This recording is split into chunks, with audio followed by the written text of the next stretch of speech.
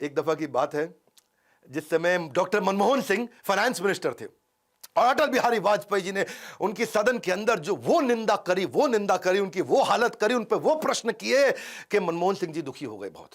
उनको बात लग गई दिल पे, उन्होंने कहा जी मैं रिजाइन कर रहा हूं।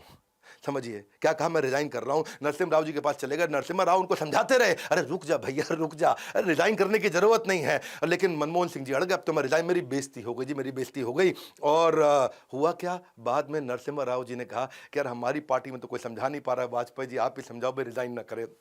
वाजपेयी जी उनको बोले पर्सनल मत लो, ये हमारा प्रोफेशनल है, ये तो हम केवल आपकी नीतियों के अगेंस्ट है, आपके अगेंस्ट थोड़ी है। और मनमोहन सिंह जी उनकी बात मान गए। अगर लीडर हो तो ऐसा लीडर हो कि आपका शत्रु भी अपने मित्र से ज्यादा विश्वास आप पे करे।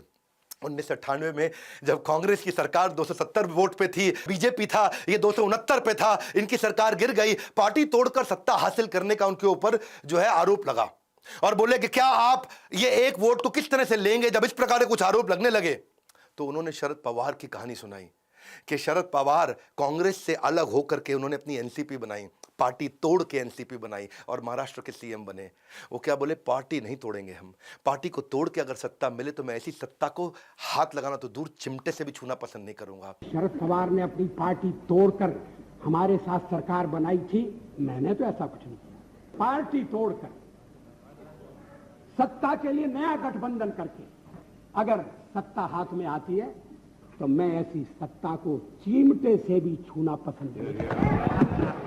उस समय खैर कांग्रेस के लोग उन पे बहुत हंसे थे और उन्होंने क्या कहा कि आज तुम मुझ पे हंस रहे हो ना, एक ऐसा समय आएगा जब पूरा देश तुम पे हंसेगा। वैसे उनकी कई बात 2014 और 2019 में सत्य हो ही गई। 18 राज्यों के अंदर बीजेपी की सरकार आई और कांग्रेस केवल 52 सीटों पर सिमट के रह गई। 17 राज्यों में तो कांग्रेस अपना खाता भी नहीं खोल पाई। बहरहाल ये बात आज की ना कांग्रेस की है ना बीजेपी की है, ये बात उस लीडर की है जो आजाद शत्रु है। धीरा धीर जना प्रिया प्रिया करो, क्या अर्थ हुआ, एक ऐसे लीडर था जिसे धीर अधीर दोनों पसंद करते थे। धीर वो जो स्टेबल माइंडसेट का है, अधीर वो जो बड़ा गुस्से वाला है, धीर वो जो मित्र हो, अधीर वो जो शत्रु हो, इनको सभी लोग बड़ा पसंद किया करते थे। ये एकमात्र ऐसे लीडर थे।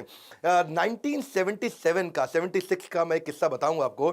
श्रील प्रभुपाद जिन्होंने इस्कॉन की स्थापना करी थी, दुनिया भर में गीता सिखा रहे थे, उन्होंने अपने आज के जो चेयरमैन है इस्कॉन के श्रील गोपाल कृष्ण गोस्वामी महाराज, उनको भेजा वाजपेयी जी से मिलने। उस समय वाजपेयी जी फॉरेन मिनिस्टर थे, ये इमरजेंसी के बाद की बात थी और विदेश मंत्री थे। और उनको जाके रिक्वेस्ट किया कि हमारे 500 शिष्य ऐसे हैं जो दुनिया भर में हैं, उनको हम इंडिया लाना चाहते हैं और यहाँ पे आकर के भगवत गीता सिखाएं और उनको रहने के लिए परमानेंट वीज़ा दे दें।